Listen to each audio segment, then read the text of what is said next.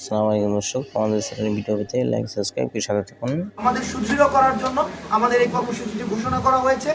আজকে এই আমাদের তাৎক্ষণিক আলোচনায় যে ছাত্র সংগঠনগুলো, ফেসিবাদ বিরোধী ছাত্র সংগঠনগুলো উপস্থিত হতে পারেননি, আপনারাও একই ধরনের কর্মসূচি আপনারা পালন করবেন বলে আমরা আশা রাখছি। এবং আমরা এই আজকের এটি একটি গুরুত্বপূর্ণ মিটিং, এই মিটিংয়ে আরও কিছু সিদ্ধান্ত রয়েছে। আমাদের এটি শেষ আলোচনা নয়, আমাদের আলোচনা অব্যাহত থাকবে। কারণ ফেসিবাদের যে শক্তিটি, সেই শক্তিটির যে মূল, এই মূলটিকে আমাদের সমূলে উৎপাদন করতে হলে আমাদের ঐক্যবদ্ধ থাকার কোনো বিকল্প নেই।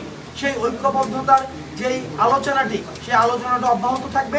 সেই অব্যাহতের জায়গা থেকে আমাদের পরবর্তী মিটিংয়ে যে বিষয়গুলো নিয়ে সিদ্ধান্ত হবে, সেই বিষয়টি হচ্ছে পরবর্তীতে যেই আমাদের ছাত্র রাজনৈতিক কাঠামো বা রাজনৈতিক কাঠামো, সেই কাঠামো নিয়ে আমাদের আলোচনা হবে।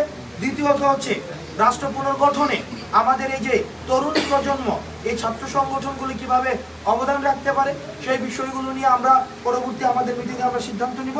তৃতীয়ত যে বিষয়টি, আমাদের ছাত্র কাউন্সিল, এই প্রস্তাবনাটি বিভিন্ন জায়গা থেকে এসছে।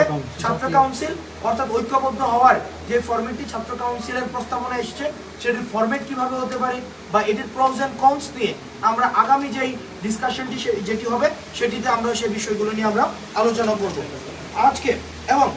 এবং আমরা আজকে একটি বিষয় আমরা এখানে একমতে পৌঁছেছি, বা এখানে একমতে এগুলো নিয়ে পলিসি ডিসকাশন করে সত্য হবে। তবে এই বিষয়টি হচ্ছে যে ছাত্র সংসদ নির্বাচন নিয়ে বা ছাত্র সংসদে ছাত্র প্রতিনিধিত্বের যে জায়গাটি, অর্থাৎ যে প্রয়োজনীয়তাটি, এই প্রয়োজনীয়তাটি আমরা এই ছাত্র সংগঠন যারা ছিল, ফেসিবাদ বিরোধী যে ছাত্র সংগঠনগুলো, তাদের মধ্যে এই প্রয়োজনীয়তা উপলব্ধি হচ্ছে। এখন সেটির ফরম্যাট কেমন হবে, কিভাবে সেই প্রক্রিয়াটি আগানো যাবে, সেই বিষয়গুলো নিয়ে আমরা পরবর্তী আলোচনায় আমরা সেই বিষয়গুলো নিয়ে আমরা কথাবার্তা বলবো। এখন সার্বিকভাবে আমরা আহ্বান জানাবো যে আমাদের স্কুল কলেজের যে ভাইয়েরা রয়েছেন, আপনাদের কাছে আমরা আহ্বান জানাবো।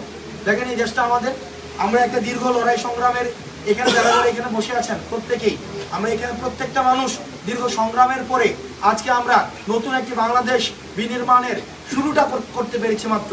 আপনাদের ভুলে গেলে চলবে না, আমাদের যে একতার একটি শক্তি, এই শক্তি কিন্তু হচ্ছে শিক্ষা প্রতিষ্ঠানের আপনারা ছাত্ররা, আপনারা হচ্ছেন আমাদের শক্তি। এই শক্তির জায়গা থেকে আপনাদেরকে বিভিন্নভাবে বিভাজনের চেষ্টা করা হবে, আপনাদেরকে নিয়ে বিভিন্নভাবে ব্যাড পলিটিক্স করার চেষ্টা করা হবে। আমরা আপনাদেরকে আহ্বান জানাবো যে তাদের যে ষড়যন্ত্র, বিদেশে বসে কোটি কোটি টাকা এখানে ফান্ডিং করা হচ্ছে, যে আপনারা আমার যে সম্প্রীতিটি রয়েছে, যে এই সম্প্রীতিটিকে নষ্ট করার জন্য আপনাদের কাছে আহ্বান জানাবো যে শিক্ষা